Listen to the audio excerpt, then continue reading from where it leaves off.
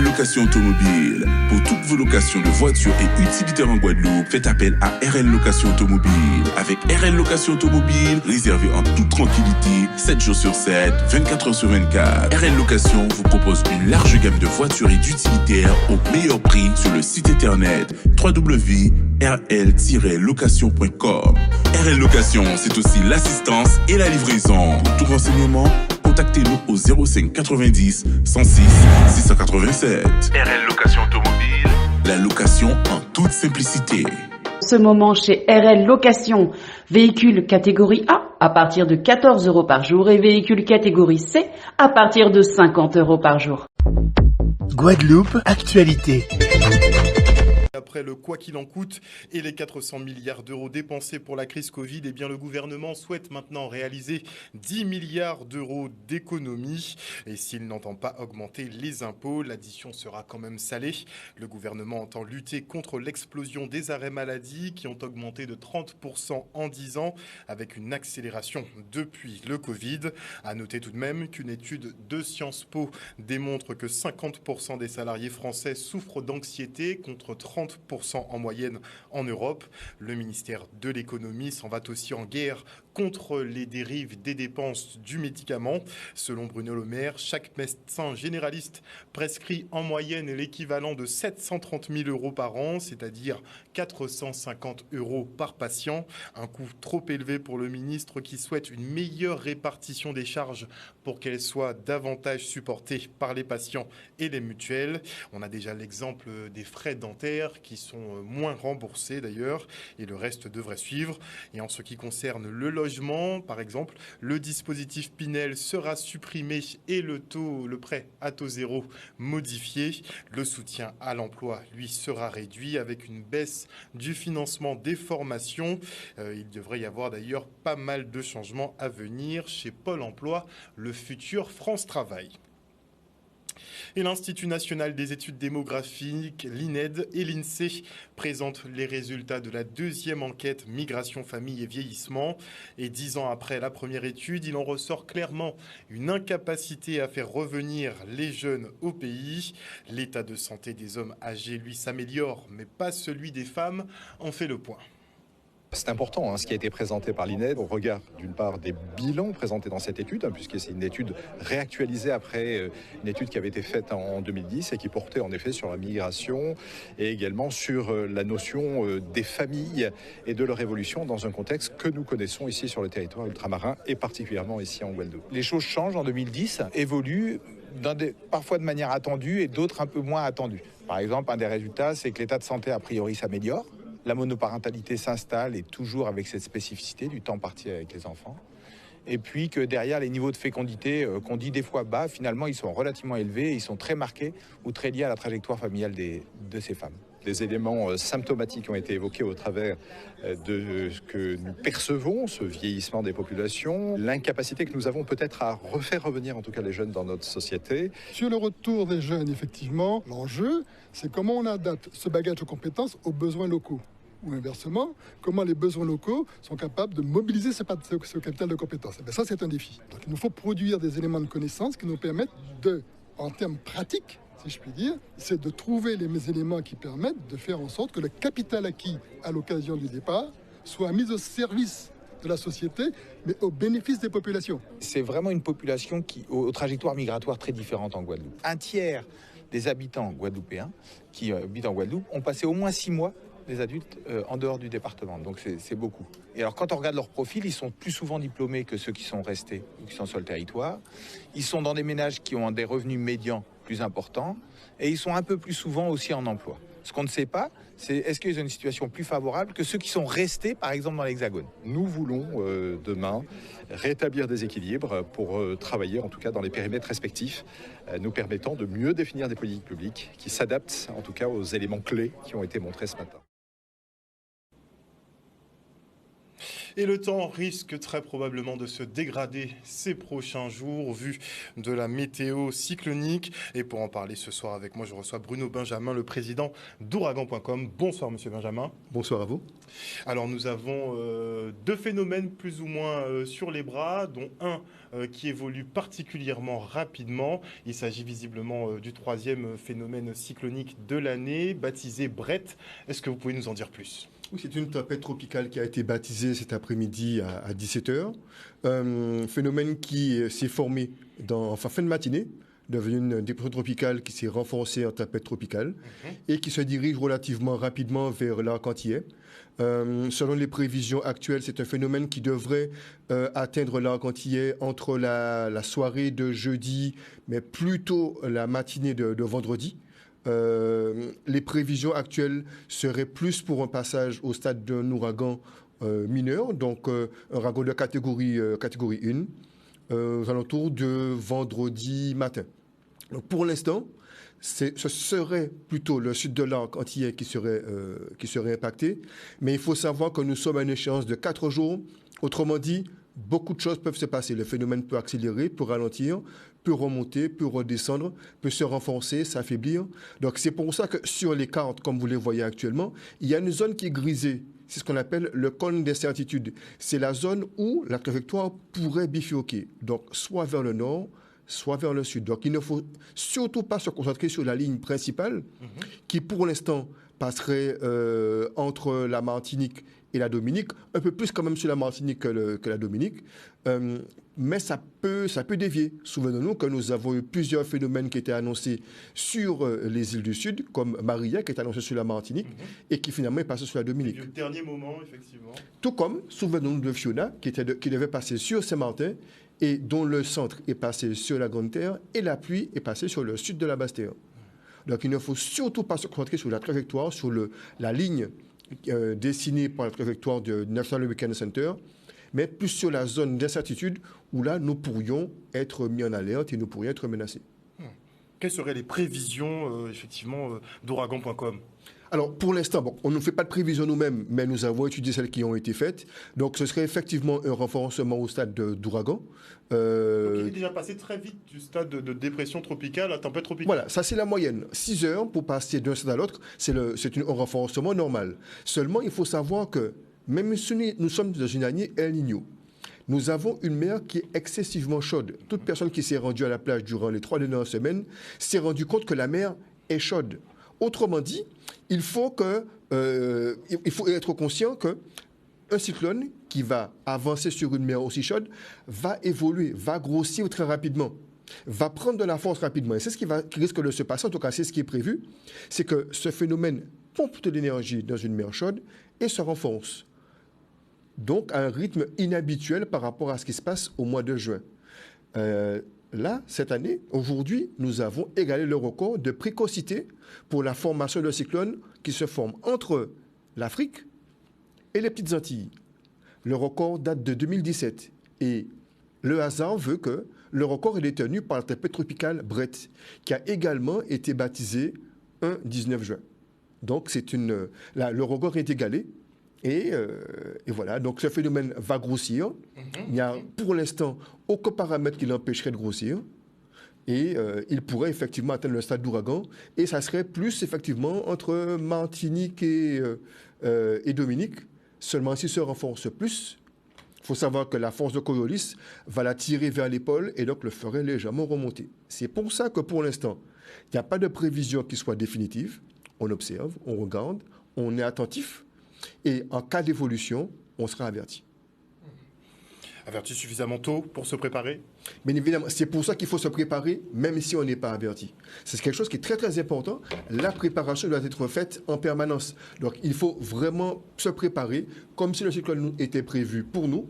Donc s'assurer que son kit est déjà prêt. Normalement, le kit est prêt puisqu'on est déjà... On a passé le 1er juin, donc logiquement, nous sommes déjà prêts. Mais c'est faire les derniers achats. Pour ceux qui veulent acheter de la glace, ceux qui veulent acheter du pain, ça va se faire à partir de mercredi ou jeudi. Logiquement, à cette date de l'année, le kit est déjà prêt. Nous sommes déjà prêts à recevoir un cyclone.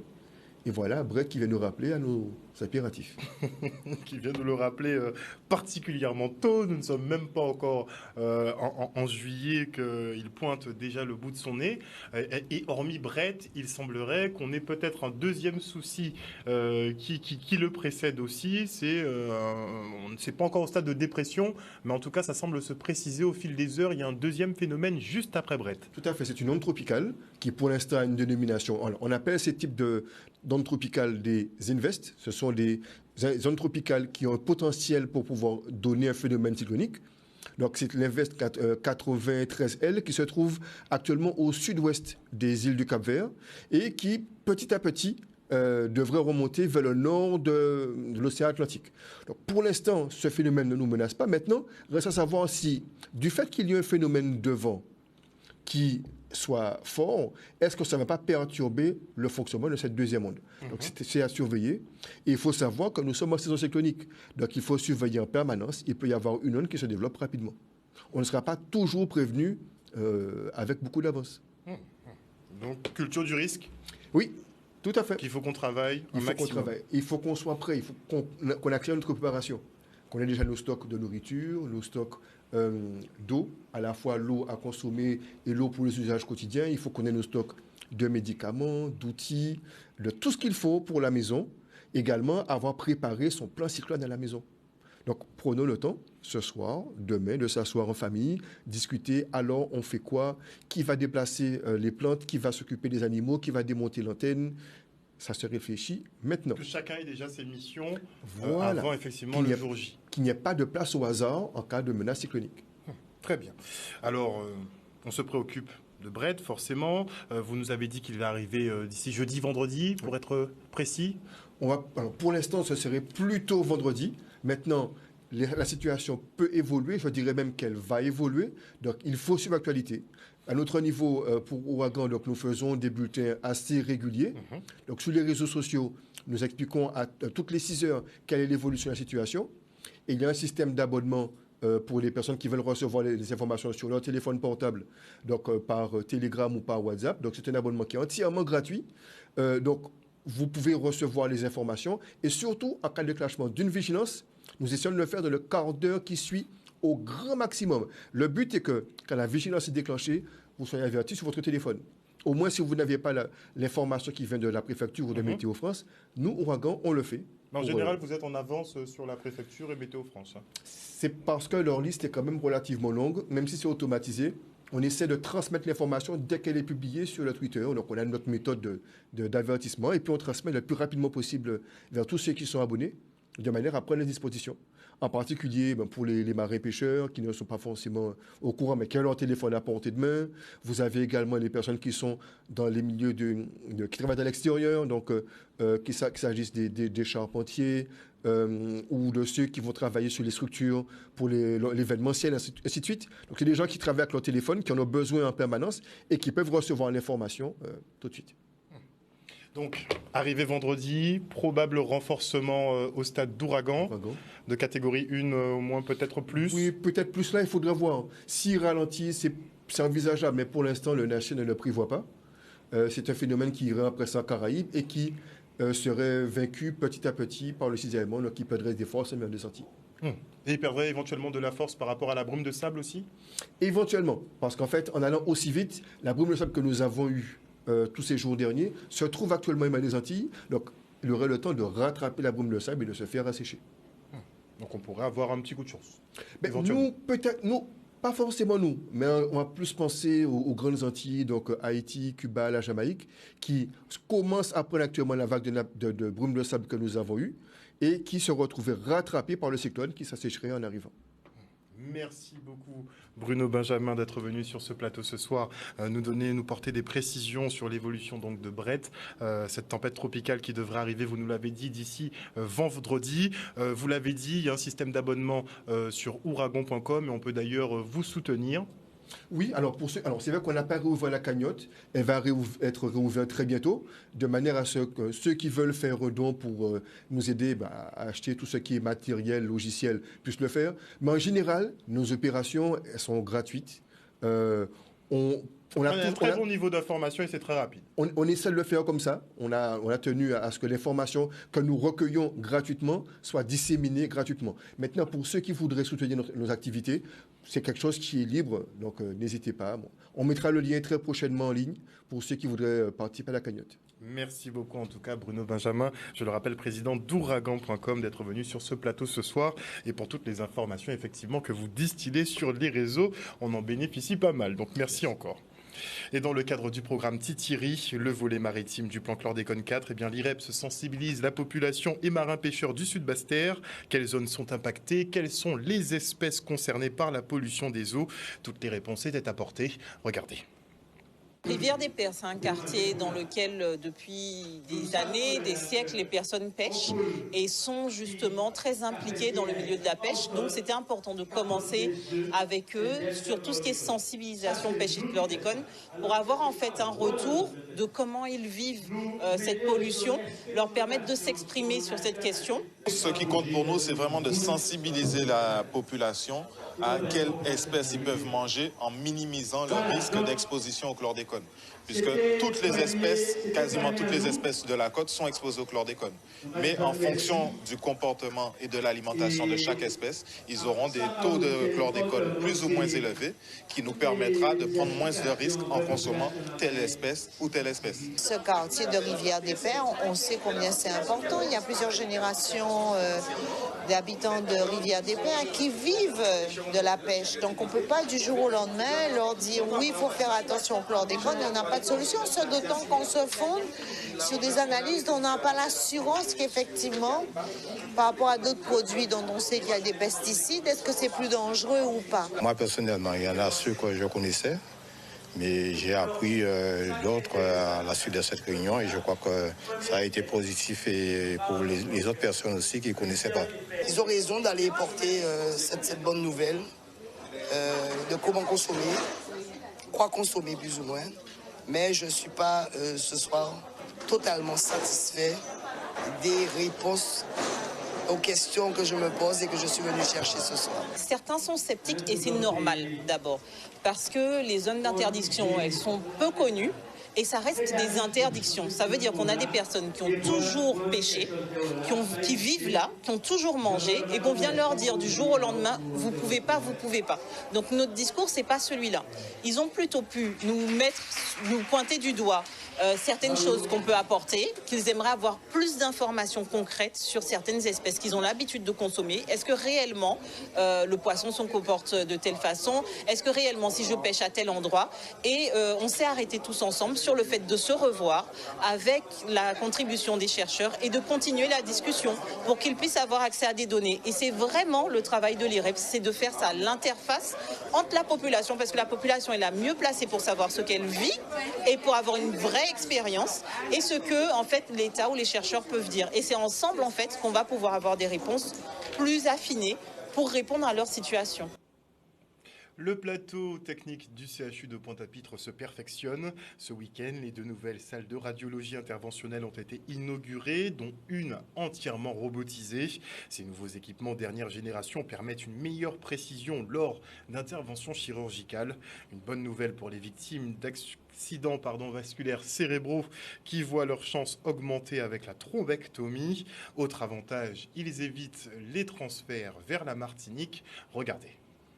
C'est un outil qui était très attendu puisque jusqu'à présent, nous avions une seule salle de radiologie interventionnelle. Et avec l'augmentation des besoins et le développement de technologies nouvelles, on avait besoin d'avoir cette deuxième salle. D'une part, pour être sûr qu'il y en ait toujours une qui soit disponible pour faire face à l'urgence. Et puis aussi pour développer de nouvelles techniques et technologies sur la Guadeloupe, notamment dans le cas de la prise en charge de l'AVC, de développer la thrombectomie. C'est vraiment l'outil dernière génération. Dans l'archipel, on est pratiquement le seul à l'avoir. Et du coup, c'est un appareil qui vient upgrader nos pratiques, qui vient vraiment améliorer, qu'on soit très précis et en ayant moins de risques pour les patients qu'on va prendre en charge en Guadeloupe, effectivement. Certaines interventions nécessaires étaient soit transférées vers d'autres plateaux techniques en Martinique, voire en métropole, et celles qui ne pouvaient pas l'être, donc induisaient des opérations bien plus lourdes, bien plus risquées, et donc l'ensemble constituait une perte de chance pour les patients. La santé n'a pas de prix pour nous, ce sont nos compatriotes, ce sont nos frères et sœurs. Il fallait investir, et s'il faut continuer à investir dans l'intérêt des Guadeloupéens, nous continuons à le faire. On est sur quelque chose qui va aller crescendo maintenant. L'idée avec ces 2 salles interventionnelles, encore une fois de radiologie interventionnelle, c'était déjà de se préparer à l'entrée dans le nouveau CHU et que nos équipes puissent d'ores et déjà travailler avec ce matériel et le mettre à disposition de la population dès aujourd'hui. Bien évidemment, on est un CHU, donc on a une mission de soins, qui est la mission première, mais on a aussi une mission de formation et on a une mission de recherche. Le fait d'avoir aujourd'hui ces équipements, c'est permettre à nos professionnels déjà présents sur l'établissement, mais aussi à nos futurs professionnels de se former, parce qu'on sait qu'on aura besoin de compétences et de plus en plus de compétences médicales et soignantes. Et ils étaient plusieurs centaines sur la ligne de départ de l'opération Je marche, je cours contre la drépanocytose aux abîmes, où l'on se rend tout de suite. C'est une très bonne initiative. Avant les fonds, pour nous, l'important, c'est de se faire connaître. Mais surtout, avant tout, connaître la drépanocytose, puisque beaucoup de personnes encore, en Guadeloupe, ignorent ce qu'est la drépanocytose. C'est une maladie, on va dire, de l'handicap invisible, parce qu'on ne voit pas la personne porteur de l'handicap, mais elle souffre dans sa chair. Donc c'est la maladie, on dit également la maladie de la douleur, parce que les douleurs peuvent être atroces, des fois jusqu'à la morphine n'arrive pas à soulager. Plus il y a des patients qui sont sous échange transfusionnel tous les mois afin d'éviter des AVC. Donc vous voyez, c'est quand même une maladie très grave et encore ignorée. C'est une maladie très ancienne, elle a plus de 100 ans et c'est vrai que nous, parents, nous, patients, on aimerait que ça avance un peu plus vite, mais vous savez comme nous que c'est l'argent qui est le nerf de la guerre. C'est la 2e édition, on avait réussi avec une très forte affluence l'année dernière au mois d'octobre. On refait exactement la même chose cette année avec autant de personnes. Donc oui, c'est un franc succès. Alors on a vu qu'il y en a qui sont beaucoup plus rapides que d'autres. Il y en a qui sont arrivés en 35 minutes quand même sur le parcours. Et là on vient juste de clôturer avec tous les marcheurs. C'est un magnifique succès et j'espère que ça va rapporter beaucoup de ressources pour nos 2 associations. La Seigneurie a poussé cet appel pour qu'on puisse venir faire ces 7 km. J'ai dit que je venais, on m'a pris au mot à l'antenne, en direct, on m'a dit « Dis là et tu viens ». Je me suis dit « Ouais, c'était de matin, raide quand même ». Malgré que je me suis couchée à 2h du matin, je suis quand même venue, j'ai fait les 7 km. J'ai même pas vu les 7 km alors que d'habitude, au bout de 5 km, en Jacques-Amor, et là, 7 km easy. Donc je suis fière de moi, je suis fière d'être là. L'ensemble des candidats ainsi que moi-même avons tenu à venir ce matin soutenir la cause de la drépanocytose parce qu'il faut montrer à la maladie qu'elle ne nous rend pas faibles et qu'on peut la combattre et que même avec cette maladie, on peut quand même courir, on peut avoir les ressources nécessaires pour faire 7 km qui n'est pas rien. J'ai vu la mobilisation de certains impactés personnellement par la cause ou non, mais qui sont venus quand même soutenir cette cause qui est tout à fait noble et voilà, félicitations à eux. Et à l'occasion de la fête des abeilles, la ville des Abîmes met en lumière ce pollinisateur essentiel à nos vies, mais aussi les hommes et femmes qui les élèvent. Regardez. Nous sommes dans le cadre des journées des abeilles. Donc c'est la fête des abeilles, les 15, 16 et 17 juin. Ce sont des journées nationales organisées par l'Union nationale des apiculteurs de France. Nous proposons donc un certain nombre d'ateliers que nous avons proposés hier aux enfants. Donc on travaille avec les apiculteurs de Guadeloupe, l'Apigois. Et surtout, nous avons un apiculteur référent qui est M. Abela. Aujourd'hui, c'est une journée grand public pour faire en fait découvrir au public ce que nous faisons en Guadeloupe autour de l'apiculture. Nous avons un rucher où on montre des abeilles, nous avons les produits de la ruche, on montre aussi les autres abeilles sauvages. Et c'est pour nous très très important de sensibiliser en fait la population sur les abeilles sauvages parce qu'il n'y a pas que l'abeille à miel en Guadeloupe. On a une trentaine d'espèces d'abeilles sauvages qui ont tout aussi un grand rôle dans la pollinisation de certaines plantes à fleurs. L'objectif, c'est aussi de sensibiliser le grand public, sensibiliser les enfants, puisque on doit travailler aussi surtout pour l'environnement. Les enfants, c'est notre avenir, donc qu'est-ce qu'on va leur laisser plus tard? Donc c'est vraiment la cible à informer, éduquer. Nous aurons 4 conférences, des mini-conférences, avec Monsieur Flower, Jean-Marie, qui est un écologue très connu de Guadeloupe. Donc il interviendra sur le réchauffement climatique, puisqu'on sait que ça impacte beaucoup la vie des abeilles. On est là pour parler des abeilles, parler des insectes plus généralement, mais surtout des abeilles, parce qu'elles nous sont bien utiles si on aime bien le miel, et puis même si on n'aime pas le miel d'ailleurs, et qu'on aime les fruits. Et c'est une journée qui est nationale pour justement qu'on prenne conscience des conséquences de nos comportements vis-à-vis des abeilles, des services qu'elles nous apportent. Je suis venu faire un petit focus sur justement les abeilles. Qu'est-ce que le changement climatique, la dérive climatique fait pour les abeilles, en quoi ça les empêche de vivre aussi bien qu'avant. Nous aurons aussi une intervention sur l'effet du déboisement sur les abeilles. Et enfin, on terminera sur la présentation des différents miels de Guadeloupe. Les abeilles, c'est comme n'importe quoi de vivant. Ça a besoin de temps et d'espace pour vivre. Donc simplement, laisser un petit bon espace et un petit bon temps. Donc laisser espace, ça veut dire quoi? Ça veut dire laisser un coin dans le jardin qu'on ne va pas tondre, qu'on ne va pas débroussailler, pour que les fleurs, les petits marguerites, les sonnettes, etc. puissent s'exprimer. Un reportage de Vienne et Valverde. Et la municipalité de Bouillante, elle travaille à redynamiser son territoire en concertation avec les acteurs économiques. Elle organise pour ce faire des cafés entreprises, des moments d'échange privilégiés pour tisser un réseau, mais aussi établir une stratégie. Regardez. Ce soir, nous sommes dans le cadre d'un événementiel d'animation du territoire envers les acteurs économiques du territoire que nous intitulons le Café Entreprise. Le concept du Café Entreprise, c'est une opportunité pour la ville de ramener les acteurs économiques du territoire un jour ensemble sur une thématique donnée pour leur permettre d'avoir accès à des informations en lien avec leur activité ou des informations spécifiques à l'entreprise. C'est un partenariat que nous avons dans un premier temps développé avec le Pôle emploi.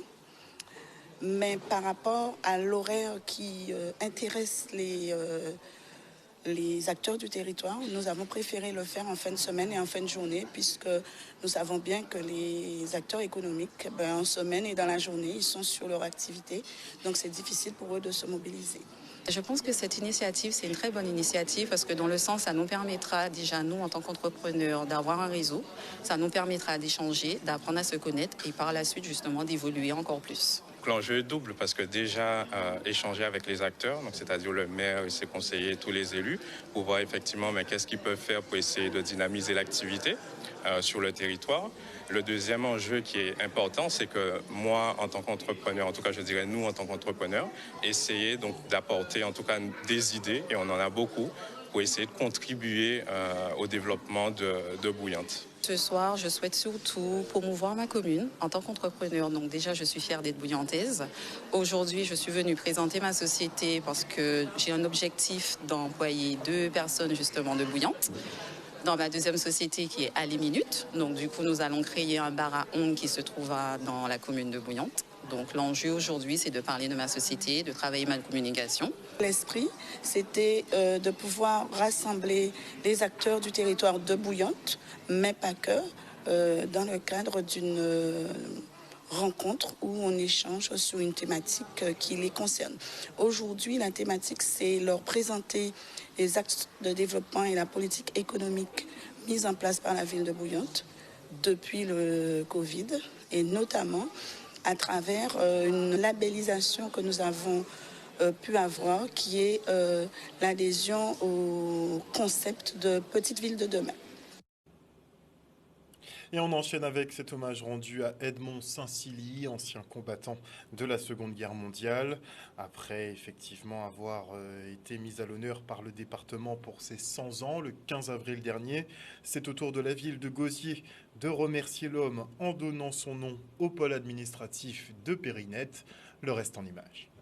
C'est très important parce que c'est un homme historique, c'est une journée historique, et il est vrai qu'aujourd'hui, d'avoir pu tenir parole par rapport à l'annonce que j'avais faite au conseil départemental, c'est une satisfaction. Comme j'ai dit tout à l'heure, le cadeau que tu m'as fait aujourd'hui, je remercie tous ceux qui ont approuvé dans ta municipalité. Le cadeau que tu m'as fait aujourd'hui, c'est le plus grand cadeau en dehors de mes enfants.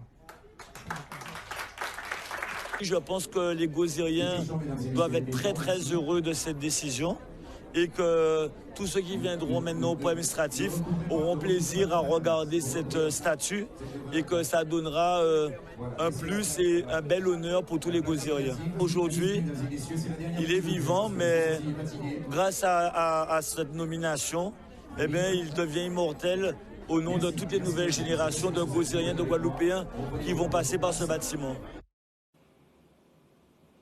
Il s'agit d'ailleurs du grand-père de Virginie Saint-Silly, journaliste à RMC Sport, que nous recevrons dans le Focus le 6 juillet prochain. Et on part pour la présentation des 12 prétendantes au titre de Miss Guadeloupe 2023 à Milénis. Une première sortie officielle pour ces candidates qui s'affronteront pour la couronne le 16 juillet prochain.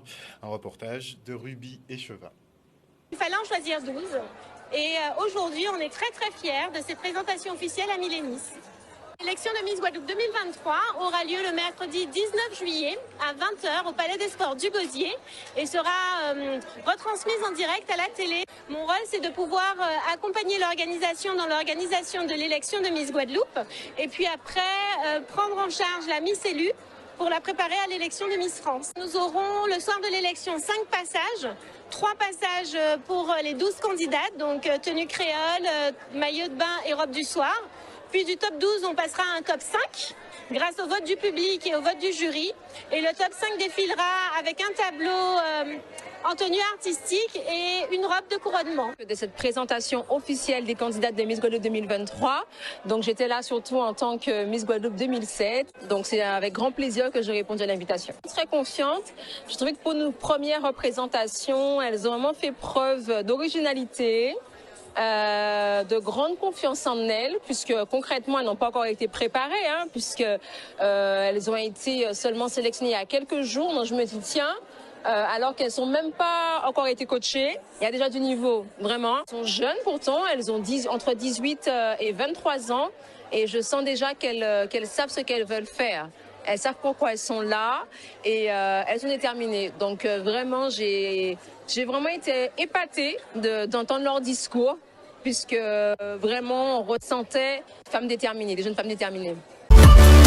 O-News Radio sur outremernews.fr.